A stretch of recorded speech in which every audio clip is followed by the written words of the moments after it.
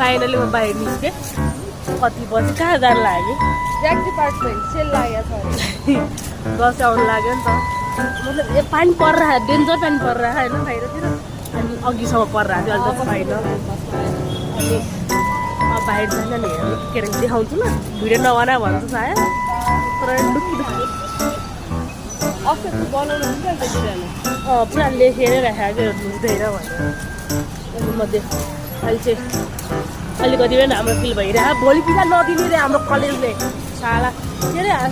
भोलि देखाएन हाम्रो स्कुलमै प्रोग्राम हुन्छ अनि जो बित्नु भएको उनीहरूको लागि चाहिँ त्यो हुन्छ भनेर मेसेज गर्यो भोलि त उत्यो हो नि त के अरे के भगवान्को पूजा हो त्यो गाडीहरूको पूजाले के हुन्छ विश्वकर्मा पूजा हो पूजा देखेर त्यसमा त हुँदैन पूजा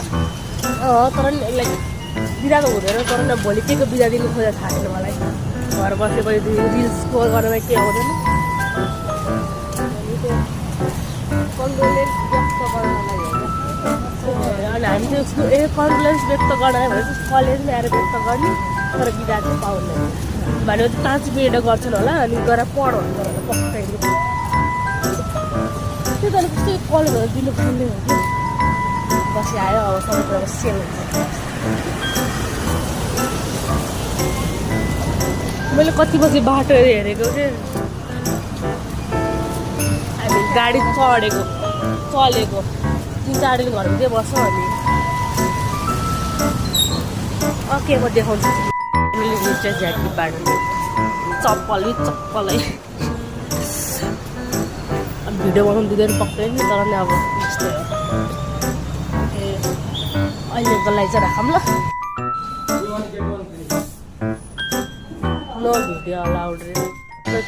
भिडियो तर अब यस्तै हो केही दिन थाहा छैन हामी त्यहाँबाट आउनु त आयौँ है तर कति लोभी रहेछन् क्या त्यो डिपार्टमेन्टका मान्छेहरू ज्याक डिपार्टमेन्ट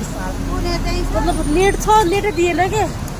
अनि हामीले लिन्छौँ अस्ति दिन्थ्यो क्या लाइक हामीसँग डाटा थिएन नि त अनि फेरि हाम्रो चाहिँ फेरि डाटा प्याक नलिकन उयो नगर्ने बनाएको छौँ हामीले है अनि लोभीहरू अनि हामी कस्तो राम्रो उसले किन्न खोजेको थियो येल्लो कलरको तर अब त्यो पनि स्वाहा किनेन हामीले एउटा जहाँबाट डाटा नदिने मान्छे त्यसबाट किन्लाने हो र नेट नदिने मान्छे त्यसबाट किन्लाने हो र एटिट्युड देखाएर हिँड्ने हो हामीले त्यस्तो होइन गफाले हो राम्रो हिँडेको हो अब अर्को ठाउँ जहाँ देखाएको क्या अरे कस्तो दिनभरि पानी परिरहेको नेपालमा काठमाडौँमा अनि भरे बिचरा